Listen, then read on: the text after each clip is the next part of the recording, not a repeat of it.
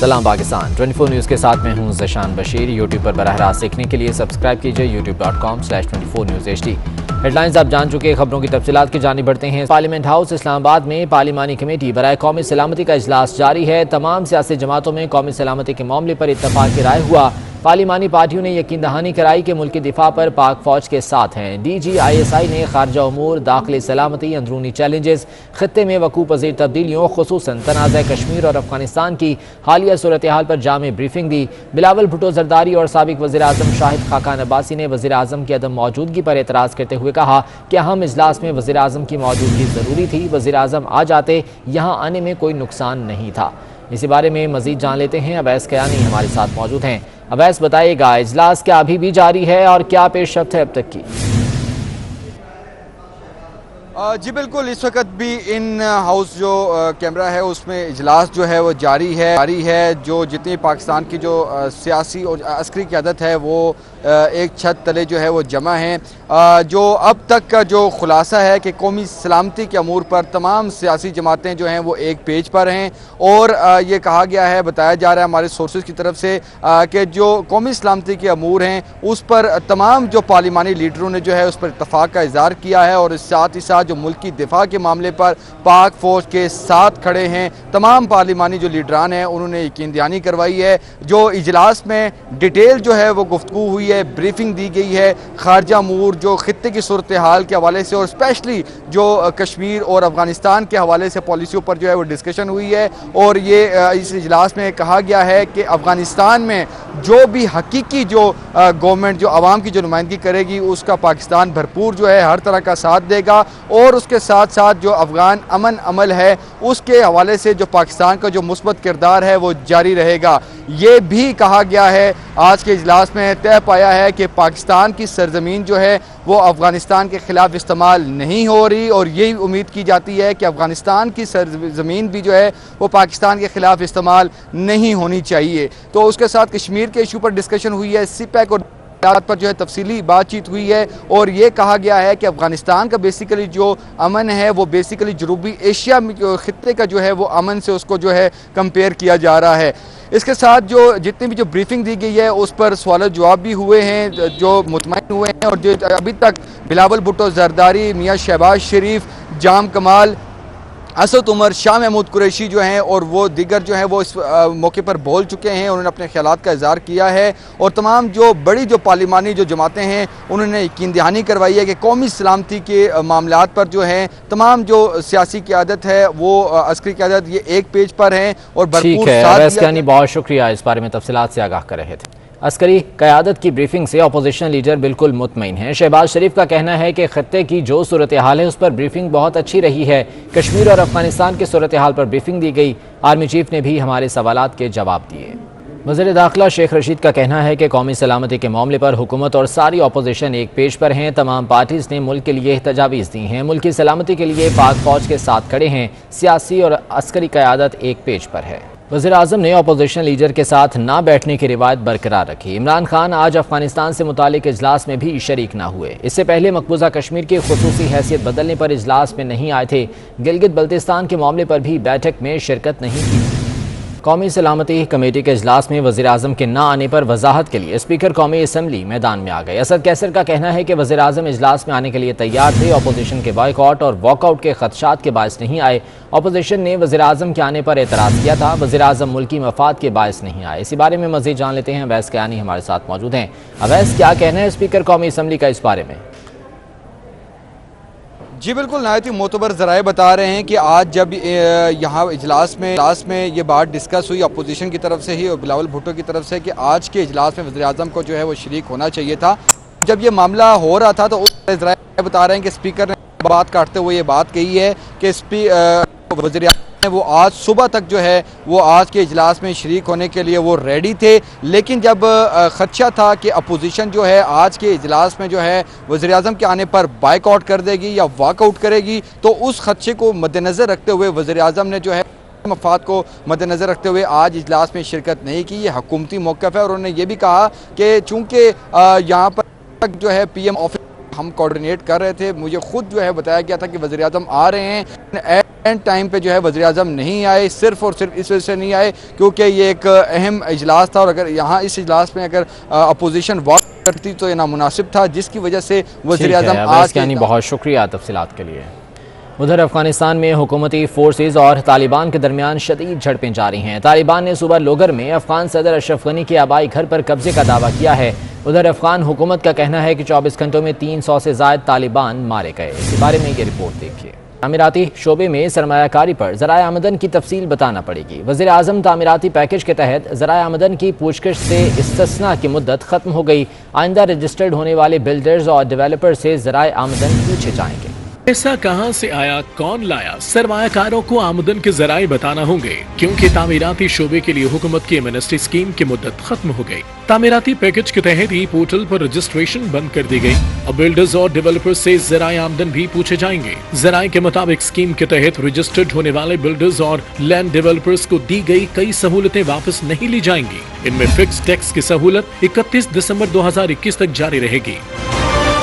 منصوبوں کی تکمیل کے لیے دی گئی 30 ستمبر 2023 کی ڈیڈ لائن بھی برقرار ہے، جبکہ فکس ڈپازٹ سے ہاؤسنگ یونٹس اور پلاٹس خریدنے کی مدت 30 مارچ 2023 تک جاری رہے گی۔ ذرائع کے مطابق وزیر اعظم کنسٹرکشن پیکج میں 447 ارب روپے کے 1252 منصوبے رجسٹرڈ ہوئے ہیں۔ دوسری جانب تعمیراتی شعبے سے وابستہ افراد نے حکومت سے کنسٹرکشن MNST اسکیم میں توسیع کا مطالبہ کر دیا۔ کہا اسکیم کی وجہ سے ملکی شرح نمو میں بہتری آئی ہے، کئی سال سے بند کاروبار چل پڑا، روزگار کے مواقع پیدا ہوئے ہیں اور حکومت کا ریونیو بڑھا ہے، اس کی مدت بڑھائی جائے۔ وزیر اعظم عمران خان کنسٹرکشن انڈسٹری کو ملک کی ترقی کے لیے اہم قرار دیتے ہیں، یہی وجہ ہے کہ اس سے وابستہ افراد نے بھی حکومت سے مزید امیدیں لگا لی ہیں۔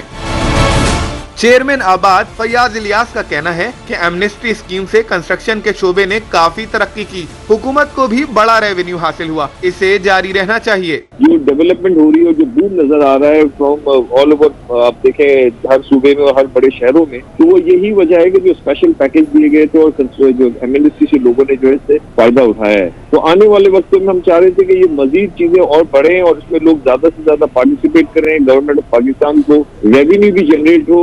سابق چیئرمین آباد حنیف گوہر نے کہا کورونا کی وجہ سے لوگ بڑی تعداد میں اسکیم سے فائدہ نہیں اٹھا سکے، اس کی مدت بڑھائی جائے۔ اور جو کورونا کی وجہ سے بہت سارے لوگ جو ہے تو ان ایکٹیویٹیز سے، اس کنسٹرکشن کے پیکج سے فائدہ نہیں اٹھا سکے، ان لوگوں کو بھی فائدہ پہنچ سکے۔ میں ایک مرتبہ پھر حکومت وقت سے، شوکت طرین صاحب سے اور وزیر اعظم پاکستان جناب عمران خان صاحب سے یہ گزارش کروں گا کہ اس میں کم سے کم 1 سال کی توسیع کی جائے۔ سابق صدر آباد عارف جیوا کہتے ہیں کہ کنسٹرکشن کے شعبے کو دی گئی ایمنسٹی اسکیم نے GDP گروتھ کو بڑھانے میں اہم کردار ادا کیا ہے، اس میں توسیع سے ملک ترقی کرے گا۔ یہ جو ہے پیکج کا ایکسٹینڈ ہونا بہت ضروری ہے۔ آپ GDP دیکھیں، آپ کے پچھلے سال جو فیگرز آئے ہیں، آپ کو گورنمنٹ نے کہا کہ 3.9 کی جو ہے وہ GDP گروتھ ہوئی ہے، 3.9 پر ہے۔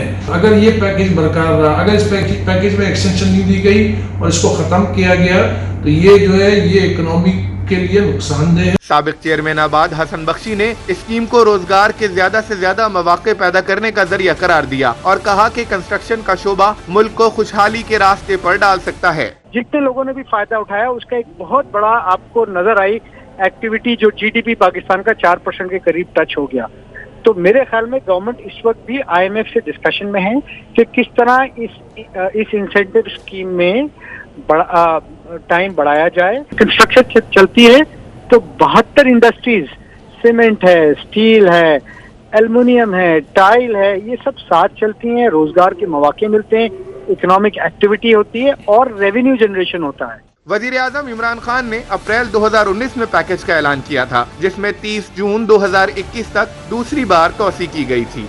سابق صدر اور پیپلز پارٹی کے شریک چیئرمین آصف علی زرداری کی طبیعت خراب ہو گئی۔ سابق صدر کو فوری طور پر بلاول ہاؤس سے ضیاء الدین ہسپتال کلفٹن منتقل کیا گیا۔ اسی بارے میں مزید جان لیتے ہیں، آزاد نوڈیو ہمارے ساتھ موجود ہیں۔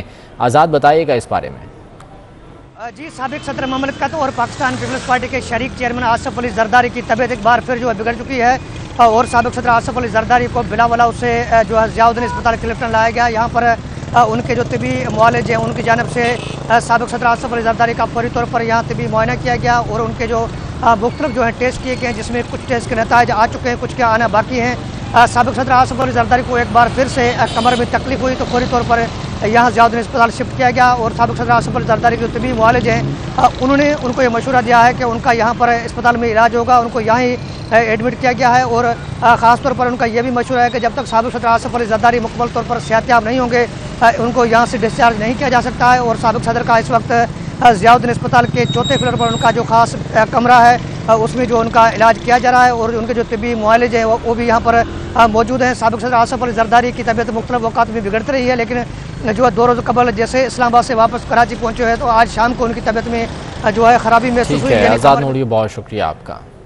पंजाब में कोयले की 25 नई साइट्स दरियाफ्त की गई हैं जिनकी जल्द नीलामी की जाएगी। ये बात वज़ीर मादनियात पंजाब हाफिज़ अम्मार यासिर ने स्पीकर पंजाब असम्बली चौधरी परवेज़ इलाही से मुलाकात में बताई।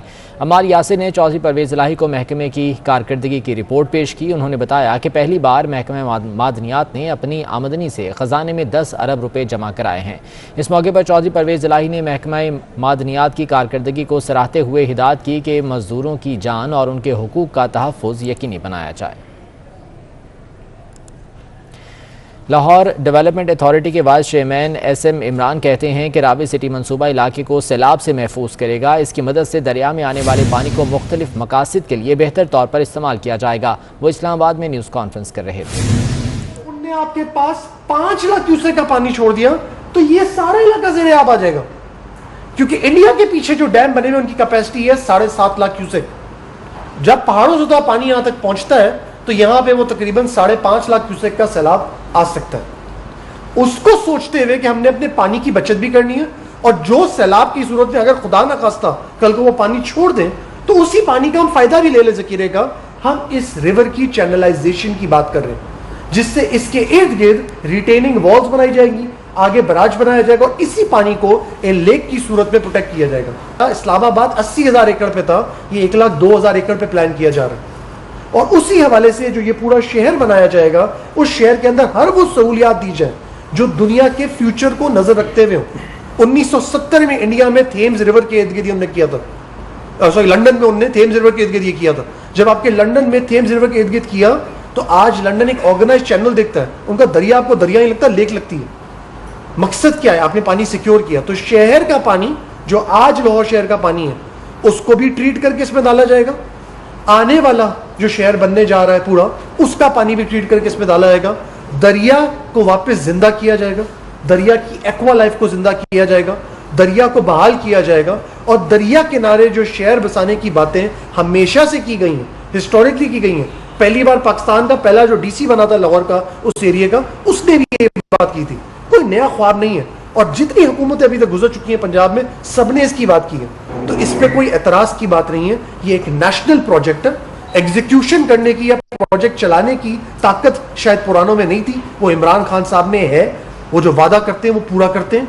जितनी मीटिंगें वो उस पर आज तक कर चुके हुए, 70 से ऊपर मीटिंगें ले चुके हैं इस बैठ के, वो फोकस करके चला रहे हैं। इसलिए नहीं क्योंकि ये शहर उनके लिए कोई जरूरी है, इसलिए क्योंकि ये शहर पाकिस्तान के लिए जरूरी है। तुम हर वक्त मोबाइल में लगी रहती हो। अदाकारा और मॉडल नादिया हुसैन की मुलाजमा को झाड़ पिलाने की वीडियो सोशल मीडिया पर वायरल हो गई। इस बुलेटिन से इतना ही।